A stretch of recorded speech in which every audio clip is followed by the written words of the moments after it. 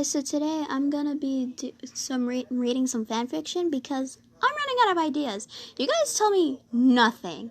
And also, I'm redoing this because I put on music, but the music was kind of like you couldn't hear my voice because of the music. So let's get on with it.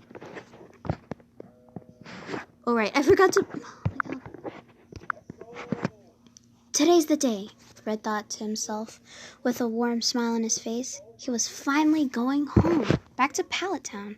He was going to see his mother again, Professor Oak, and he paused his mind for a few seconds.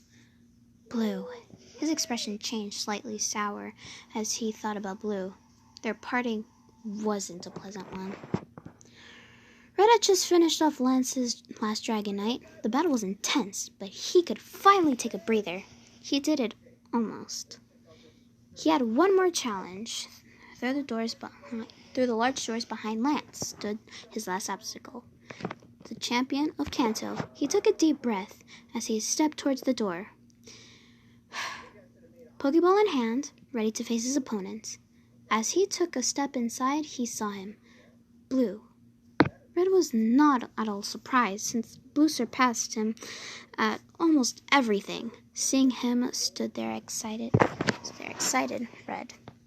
After all this time, he was ready. He was ready to face his friend. No, rival. Red always thought of Blue as his friend, but it became a lot harder when their journey started. When they were younger, they spoke and dreamed about the adventures they would have together, but that changed when they both decided they wanted to become the champion of Kanto. It sparked a harsh rivalry with Blue. He didn't like to lose. So the thing is that Blue and Red were actually best friends until Blue just decided oh, I don't want to be friends with you anymore, and he started bullying Red. Today was the day Red would beat Blue and show him that he was not inferior to him. Not after being pushed down by Blue throughout his journey through Kanto. He could do this. He knew he could. He'd beaten all the gym leaders, the Elite Four, and he even took down Team Rocket. Nothing was going to stop him now. They were both riled up and ready, eager to battle. It was time. The battle was an intense one. Pokemon after Pokemon went down, and in the end, Red took the final match up. With his Charizard taking down Blue's Blastoise, the battle was his. He did it! He won! Blue congratulated him the best he could at the moment after having his short-lived victory taken from him. But none other than Red, that really made him mad. Not long after, Professor Oak came through the doors, ready to congratulate Blue, but he saw he was too late. Red took his place. After praising Red, Blue got what seemed like telling off to him. This beat him down more. He could feel his eyes welling up. He turned just before tears squeezed their way out and walked off. Red still remembers that day vividly. While he just fulfilled one of his dreams, he felt bad for Blue. His chest came crashing down. He felt like Blue hated him after that, and they haven't spoken since. Red filled his moments up by training on Mount Silver for 3 years. He didn't have contact with many people during that time, aside from a few trainers who challenged him and lost, until one day a trainer named Gold approached and challenged him. Red accepted and expected an easy win as usual, but this boy was different. He offered a real challenge. It was a tough battle, down to his Charizard and Gold's Typhlosion. It didn't take long before it was all over. Gold beat him. Red said nothing and left the summit of the mountain. He decided it was time. He packed up his belongings and decided he would travel home to see his mother before deciding to travel to different regions to continue to grow and learn about Pokemon that were brand new to him. When he arrived home, she was delighted to see him again. After exchanging a few stories, Red asked about Blue. His mother told him that Blue had taken up a position as the gym leader in Viridian Gym after Giovanni's takedown. Red contemplated visiting since it wasn't far away, but he decided against it. Why would Blue want to see him? He hates him. He knows it. This pained Red a lot. He truly believed his childhood best friend hated him, with a good reason. He took everything from him, as Blue put it. After a couple of weeks of being home, Red was ready to set off again. First to Johto, Sinnoh, and Hoenn. Last. He spent a nearly good 5 years between these regions learning about all kinds of Pokemon, meeting the other professors, gym leaders, champions, and plenty of friends. Flashback end. He grinned softly to himself again, all the memories he had after leaving Kanto again. But he was ready to go home. Ready, Pikachu? Pikachu cooed at him, excited to go home too. Pikachu! Oh god, that was terrible. He jumped on Red's shoulder, and they set off on their journey. Red was excited to be going home once again. He'd spoken to his mother over the phone while traveling through the different regions. He met so many amazing people in Pokemon, and he had a wonderful time learning about the different regions and training in them. At this point, Red was now 17, turning 18 tomorrow, and he wanted to surprise his mother with his return. He boarded the SS Tidal in Lily Cove City and made his way to his cabin so he could drop off his things before exploring the boat. It was going to be an overnight stay since the boat had to stop at Slateport City before its voyage to Kanto. He spent the rest of the day meeting and talking to other trainers on the boat. Some recognized him and challenged him to a battle. He may have won each battle, but he did offer the trainers some rather helpful advice.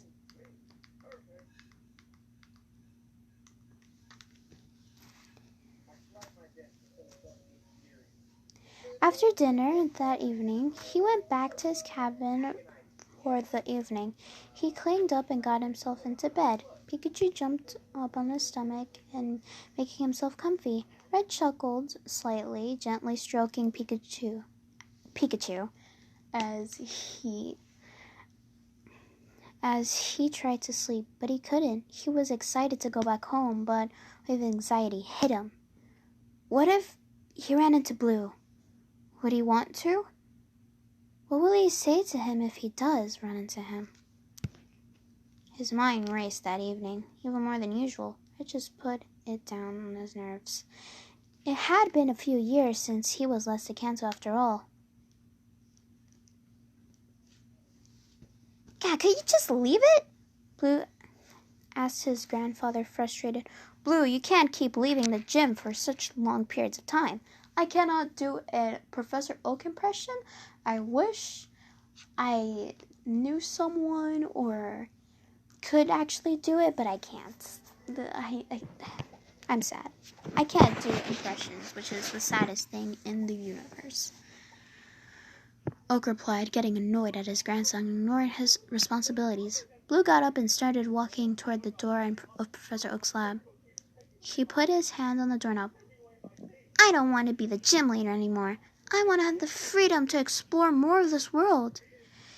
I don't have anything else left for me here, he exclaimed, opening the door and leaving without his grandfather's reply.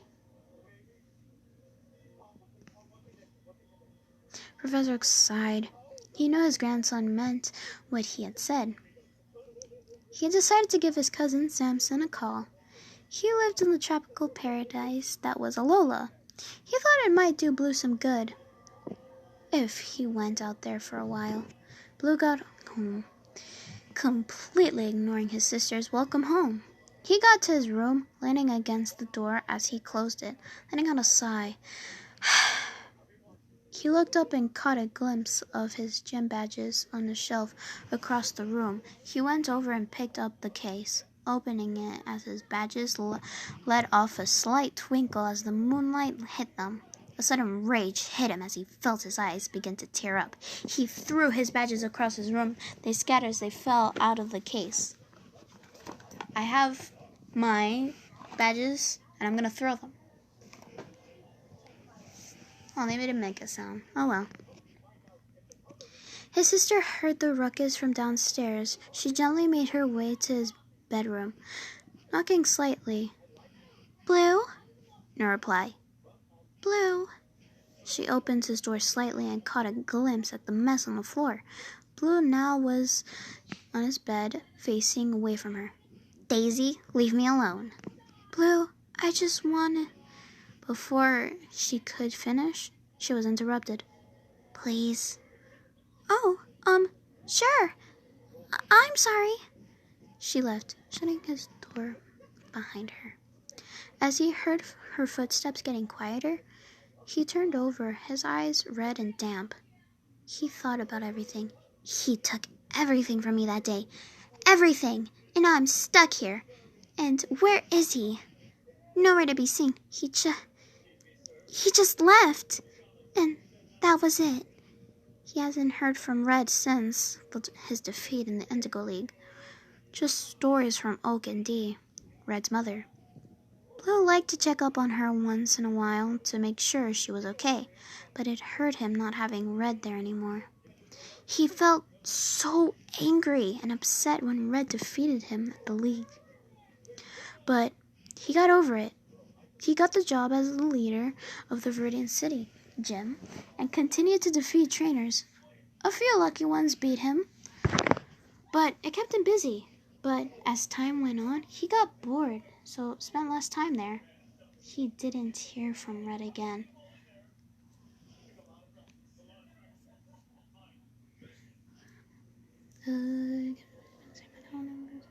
There, he didn't hear from Red again. After that, maybe Red hated him. Maybe Red thought it was Blue who hated him. But he didn't care. He just wanted his friend back. But his anger conflicted with his pain. Blue quietly sobbed himself into slumber. He cried himself to sleep. That is really depressing. Red was up and ready that morning. The ball was about to dock at Vermilion City. He picked up his bags and gestured for Pikachu to climb onto his shoulder, which he did. As he stepped off the boat, the bright sun hit him. He let out a gentle sigh. He was glad to finally be home. Well, almost. He still had a little way to go. Red called for his Charizard to come out, climbing on board. He put a hand on Charizard's neck. "Take us home," he said. Charizard knew exactly where to go from there, letting out a powerful roar before taking off. "Charizard!" After landing, Red called for all his Pokemon to come out so they could stretch and relax themselves. He walked up to his front door, opening it, and dropped his bags inside. "Mom?" There was almost instant squeal. "Is that you, Red? Is that my baby boy?" Or baby, I don't know. Who cares?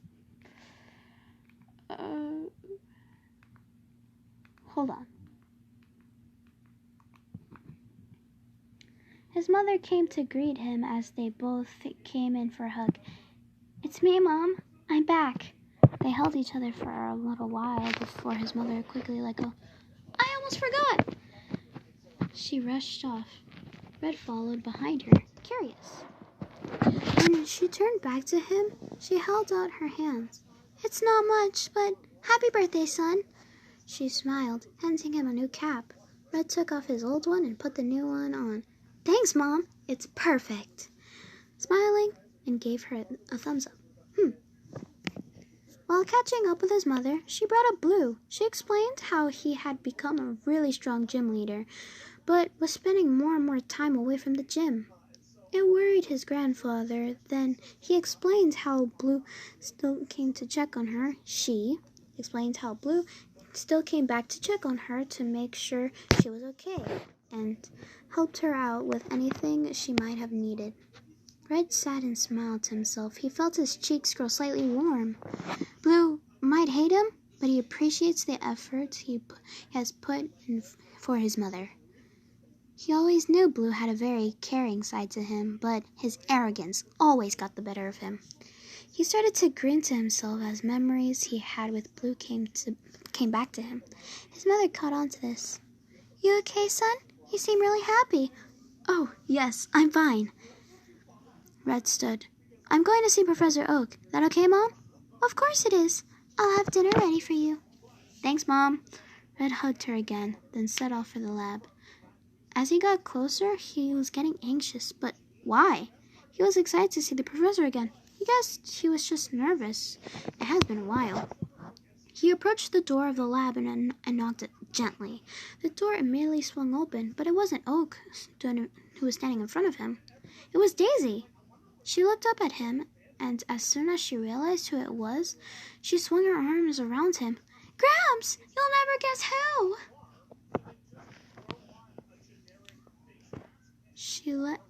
She let go of him and dragged him inside. Professor Oak was grumbling something as he made his way into the room before seeing Red, who stood before him. "My boy, how are you?" Red walked over and shook his hand. Oak instead decided to pull him in for a hug. "Oh, I'm good." Red had a quick look around the room. There was no sign of Blue. His nerves calmed a little. Professor Oak made them both some tea. Daisy had left by this point, so they could talk and catch up. After a silence, Red decided to ask, "Is Blue around today?" "That boy's currently at the gym for once." For once? Red remembered his mother telling him that Blue was spending more and more time away from the gym. Yes, he began spending less time there, and just last night he admitted to not wanting to be the gym leader anymore before he stormed off. Professor Oak sighed. There was somewhat a long silence. Then Professor Oak piped up again. "I have the perfect idea." "Oh?" Again, I can't do a Professor Oak impression. I'm sorry. Red was puzzled. He had no idea what Oak was thinking. "I spoke to my cousin after Blue left last night. He lives in Alola, and I thought Blue could do a break with sun, sea, soft sand, and a whole lot of different Pokemon. I think it's just what he needs." Red thought for a minute. "It does sound perfect." "Good. So I must ask, will you go with him?" Red jumped a little, startled. That was not what he was expecting. "But I haven't spoke to Blue since." Red trailed off, placing his cup of tea down. "I know, but he needs a friend again. He needs you, Red." Red looked down. "Friend? I doubt he sees me as a friend anymore," thought Red. He gave it a little more thought, but before he could come to the decision, the door opened. "I'm beat. I need food," Blue said to himself as he set off home after spending the day working at the gym. When he entered Pallet Town, he glimpsed over at Red's house, scoffing. "It's all right for some." Blue yawned as he entered Oak's lab. "Hey, Gramps, what's floor—" Blue stopped. He almost felt like he couldn't move. Couldn't be. What was he doing? "What is he doing here?"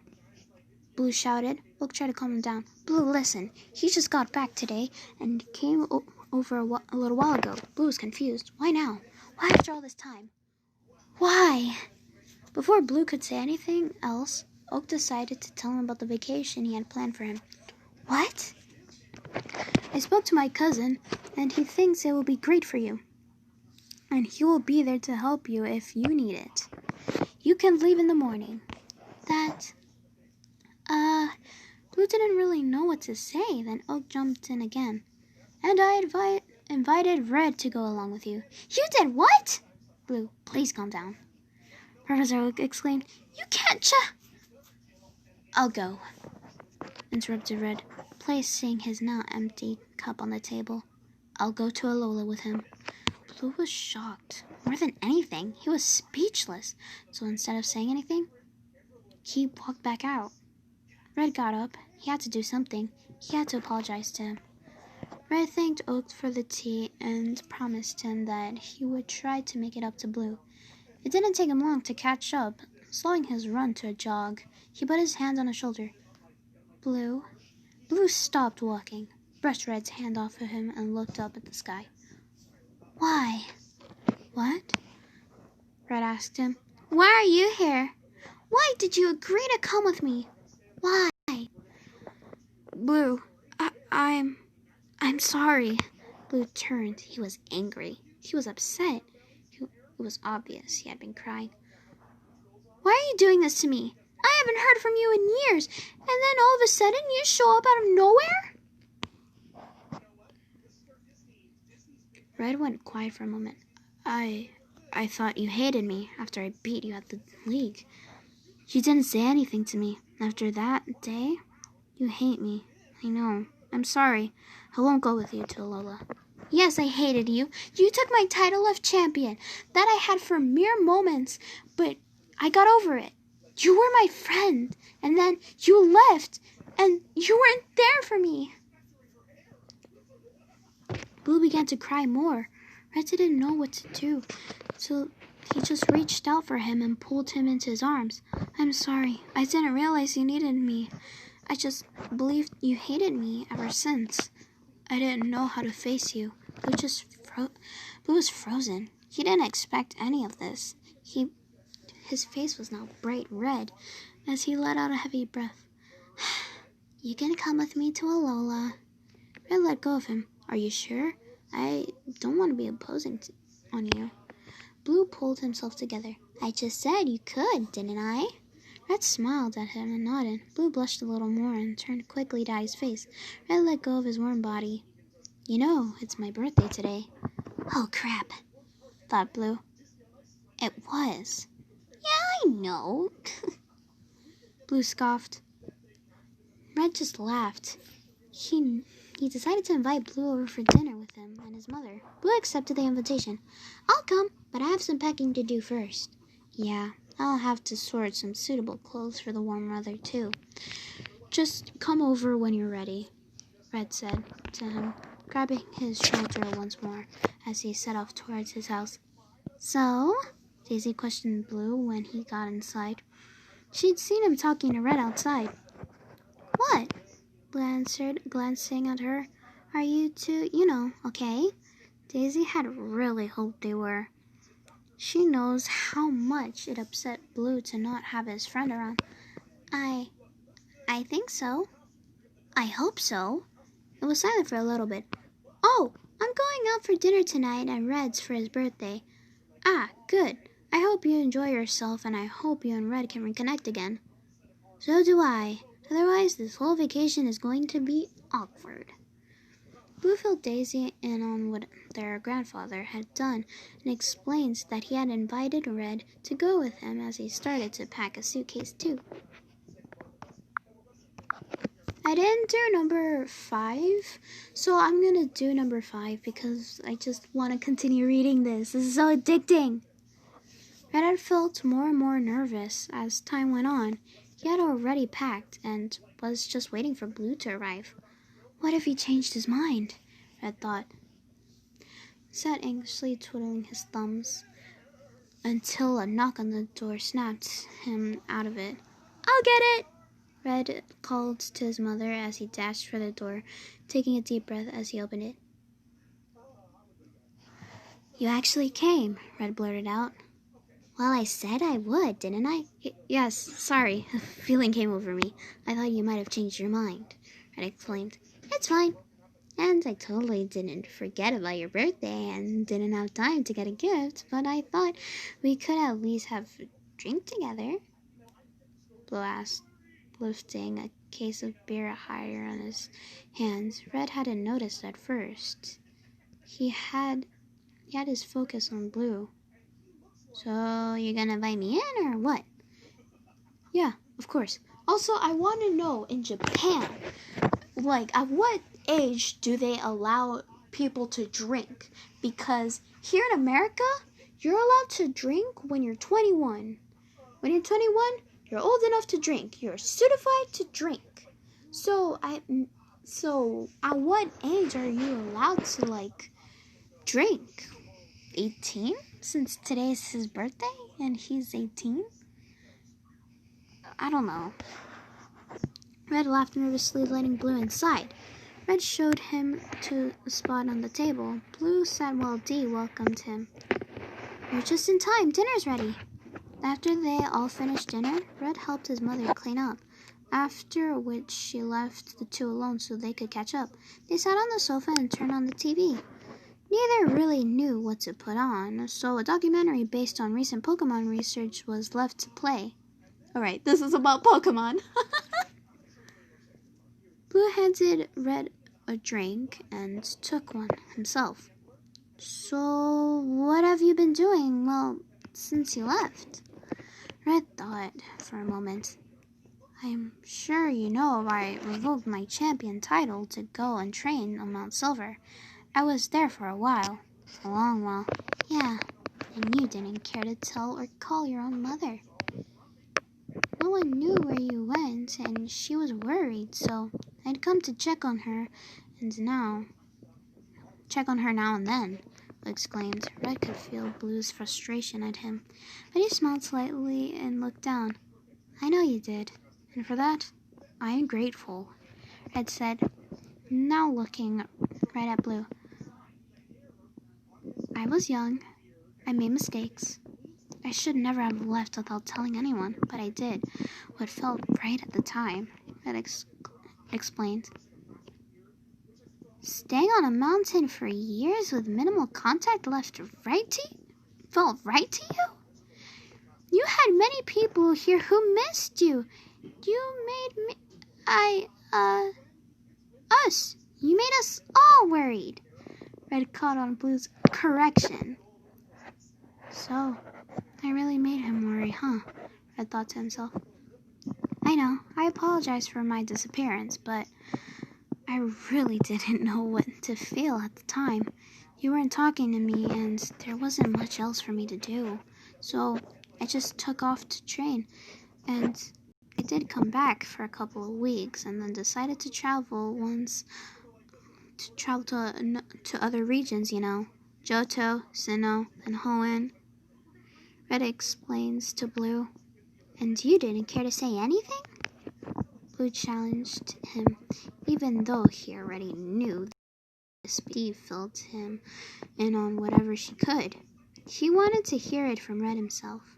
Red sighed. I already told you I thought you hated me for the longest time. I truly believed that, so I avoided you. But I have to say, despite everything, it made myself and my Pokemon stronger than ever. Giggled. Red giggled slightly. Lightly. I don't know. He took another drink, realizing his first was not finished. Oh, really? Then you'd better prove it, champ. Blue grinned, getting a little cocky. I mean, he's always cocky. Cocky is like his main personality. Red felt it was a dig at him, but didn't let it get to him. He deserved that one. Instead, he looked straight at Blue, a grin across his face. You bet. There was a small silence as they both just looked at each other. Neither could hold their expressions and let out a stifled laugh. Drinks still flowed